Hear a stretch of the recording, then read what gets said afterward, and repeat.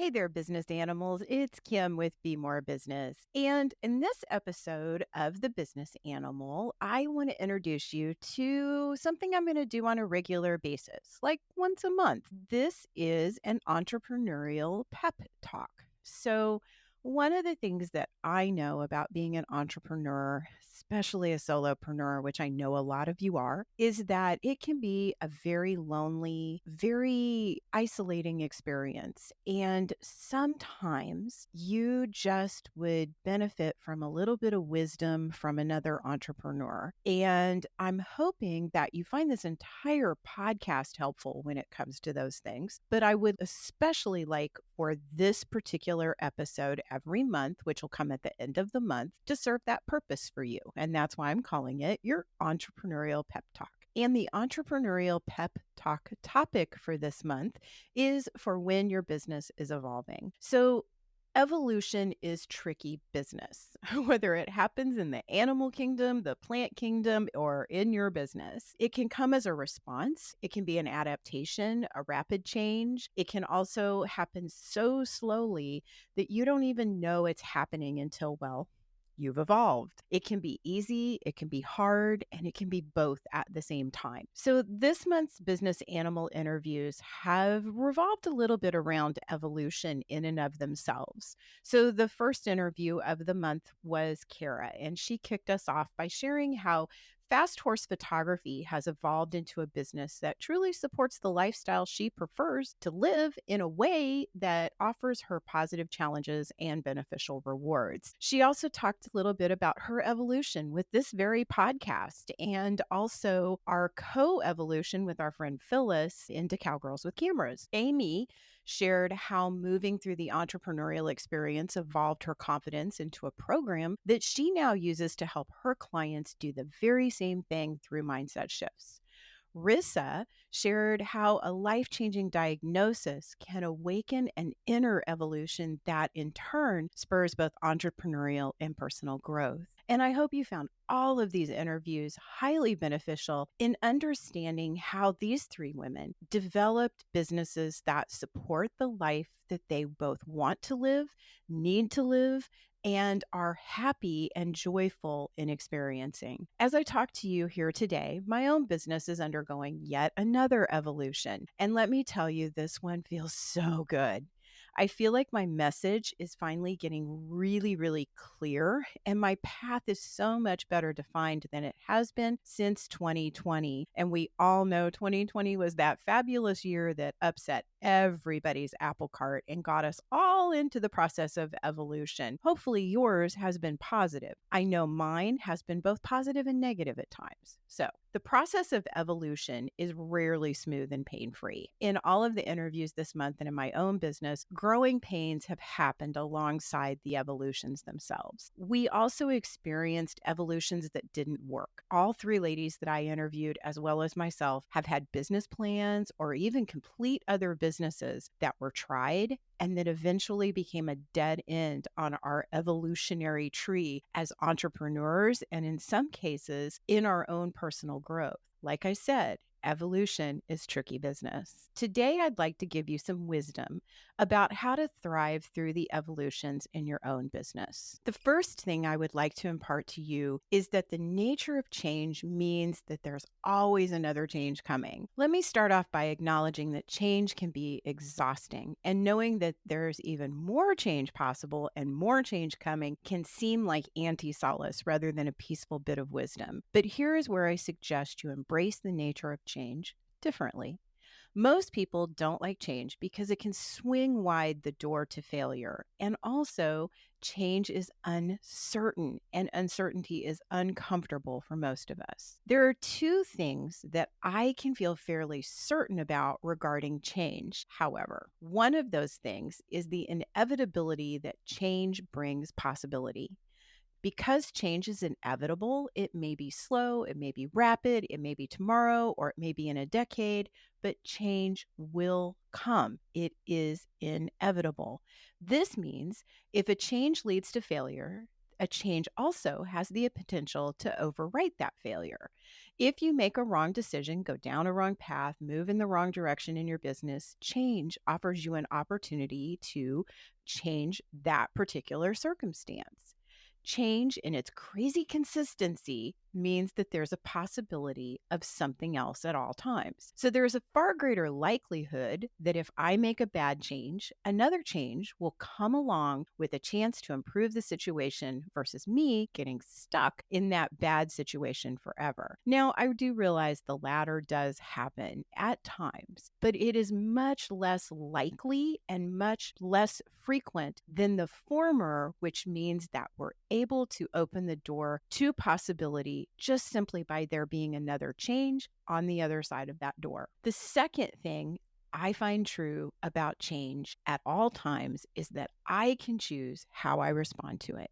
I can hold change as a bad thing in my life and business and allow it to bring up fear in my gut. Or I can hold change as a good thing, an opportunity to be excited about what else is possible. What's really funny about this is if you think about where you feel fear and where you feel excitement in your body, they're really in the same place. And so sometimes excitement can feel like fear when it's really not. And I try to remember that every time that feeling in my gut comes up and tells me, hey, there's change on the horizon. And how do I want to feel about it? I can assess to say, listen, it's really kind of the same feeling. It's both excitement and a little bit scary all at the same time. But I try to hold on to the excitement more than the fear. Disruption, which is another word for change, is often the spurring influence for great and positive movement in ourselves, our businesses, and the larger world. Even in the terms of catastrophic change, if we look, we can find gifts. For example, COVID. It was a horrible change that evolved our global attitudes in so many ways. While on one hand, it caused an immense amount of destruction and disruption. On the other hand, it helped us evolve in ways that we wouldn't have without it. We had the opportunities, we just never took them. For example, virtual work became not only possible, but in many cases preferred. Now, for me, where I have to commute an hour to a city and an hour home, the thought of virtual work opened up doors that I never thought were possible to open up. I now get to spend more time on my farm and with my family because I no longer have that commute several times a week. Would I have chosen a different way to get here? Absolutely. But in the end, I can't always choose the mode of change, but I can choose my response to it. The second thing I want to talk about when it comes to evolution is that evolution occurs alongside awareness and clarity. Discomfort, dissatisfaction, indecision, and confusion are often the first indicators that an evolution is on the horizon. When they show up in your business, they compel you to seek out how to close the doors they threw open in your life, and it is in this moment that a magical opportunity presents itself. One of the greatest gifts my Gestalt and hypnosis training has given me is the keys to open the doors to awareness and clarity. So much of my work with my clients revolves around giving them that same opportunity and the tools that they need to fashion their own keys to these two aspects of their own evolution, whether it be awareness of how the influences of their past show up in their business, both good and bad, or the clarity of their next step on the journey to create a business that supports the life they want to live. These two doors, clarity and awareness, are the portals to a better future. Evolution happens in the wake of these two influences. When you know better, you do better. Thank you, Maya Angelou, for that piece of wisdom. But I also want to add to that, when you feel better, you can respond better. When you have clarity, you gain confidence. When you are aware, clarity becomes easier. If you find yourself in the midst of a business evolution, planned or unplanned, wanted or unwanted, be open to awareness and seek out clarity. I guarantee you they are both present if you look for them. The next thing I want to talk about is rebellion. Rebellion is part of the process of evolving. Evolution is rarely this nice, clean, straight upward line from where you are now to the neat shelf of the next equilibrium. If only, right? If only that was the way that it actually worked. Usually it's more like this. Usually it's more like a toddler scribbled all over the pages of your nice, neat Gantt chart in Sharpie, and it bled onto all the other pages of your business plan. In these moments, you may want to throw up your hands, you may want to rebel, you may even want to quit because staying where you are would be so much easier, even if it isn't ideal and even if it isn't comfortable. In my own evolutions, I refer to this part of the process as the teenage stage. I hearken back to that stage of my life when evolution happened, like it or not, and I moved through crazy emotions in a flash of a moment. Frustration to sullen to pissed off to adapting and then back to frustration. I have to remind myself that today, this desire to rebel as part of the process, and that, just like in my teenage rebellions, these moments are not only part of the process, but they are often the catalyst for the tweaks that I need to make to form a better outcome. Finally, evolution is exhausting, and that's okay. Evolution is a birthing of sorts, and birth is both pain and euphoria, mess and perfection, disaster and cohesion. It is also exhaustion and exhilaration.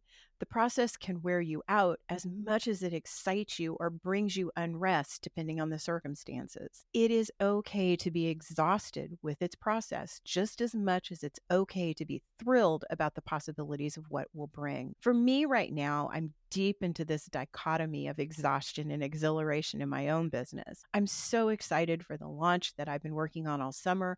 I'm pleased with how it's coming together and feel so damn good to see my ideas cohere into a fully formed program and product. On the other hand, I'm freaking tired.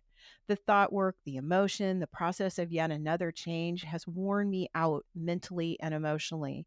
My body is as tired as if I had run a marathon. I'm cranky because things haven't gone as fast as I would like, while at the same time being a bit uncomfortable with how quickly things are moving.